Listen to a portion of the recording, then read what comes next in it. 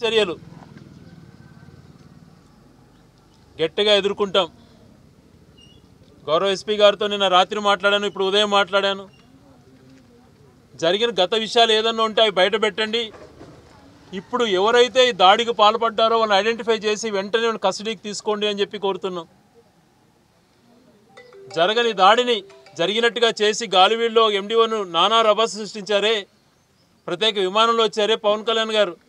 మరి ఈరోజు సుదీర్ఘంగా రాజకీయాల్లో ఉన్నటువంటి ఒక బీసీ బిడ్డ కోసం మాట్లాడరా? మీరు నోరు తెరవరా? ఇదే మీరు బీసీల రక్షణ చట్టం తెస్తా అన్నటువంటిది? ఇదే మీ ఆలోచన?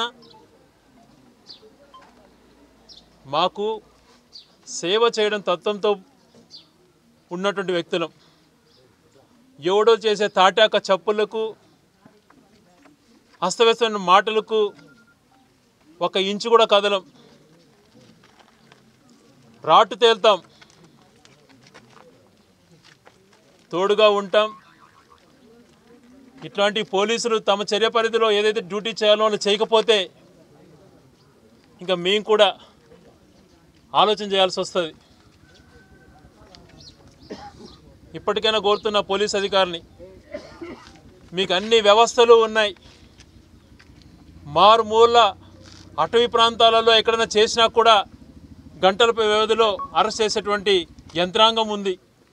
పోలీస్ వ్యవస్థ అట్లా ఉంది కాబట్టి ప్రజలు సేఫ్గా ఉంటామని భావిస్తున్నారు. ఇటువంటి పరిస్థితులలో ముక్కుముడిగా వాహనాల్లో వచ్చి లిటరల్గా దాడులు చేసి మంకీ క్యాపులు లాగేసుకొని ఇష్టానుసారం మహిళలను కొట్టి ఇటువంటి వాళ్ళను మీరు అరెస్ట్ చేయకపోతే ముందు ప్రజల నైతిక స్థైర్యం కాదు, పోలీసుల నైతిక స్థైర్యం దెబ్బతింటుంది. వాళ్ళని అరెస్ట్ చేయకపోతే ప్రజల నైతిక స్థైర్యం ఎలా ఈ ప్రభుత్వం వచ్చినాక దెబ్బతీశారు, పోలీసుల నైతిక స్థైర్యం కూడా దెబ్బతింటుంది. దయవుంచి జిల్లా అధికారులు కానీ రాష్ట్ర కొత్తగా చేపడుతున్నటువంటి డీజీపీ అధికారులు చేపడుతున్న ఆయన కూడా ఆలోచన చేసుకోవాలి.